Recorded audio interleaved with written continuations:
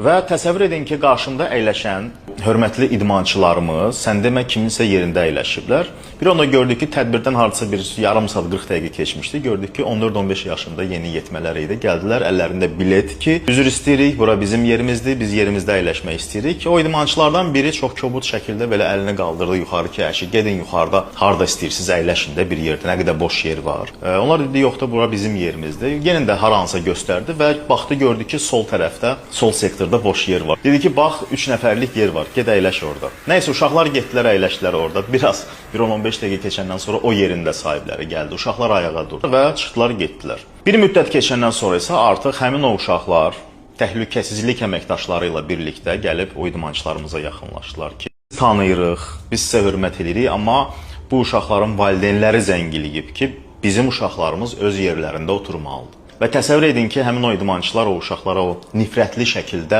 baxa-baxa durdular, yerlərini tərk elədilər və həmin 14-15 yaşında olan uşaqlar əyləşdilər, rahat tamaşa etdilər. Sözüm canı ondadır ki, hörmətli tanınmışlar, idmançılar, publik şəxslər, tanınırsınız, hörmət eləyirik, bayrağımızı qaldırırsınız, sizinlə fəxr edirik. Amma inandırım sizi istər tıxaclı yollarda, sıra mədəniyyəti pozularsa, istər hansısa marketdə, hava limanında, nə bilim, növbəli olan yerdə o sıra mədəniyyəti pozularsa, bu tip böyük tədbirlərdə öz yerinizdə deyil, başqasının yerində əyləşib də get başqa yerdə əyləş deməklə o qazandığınız hörmət, həmin o izzət bir saniyə içində yox olur. Bütün tanınmışlara demək istəyirəm ki, əziz dostlar, kənardan bax, belə gülünc görünürsünüz.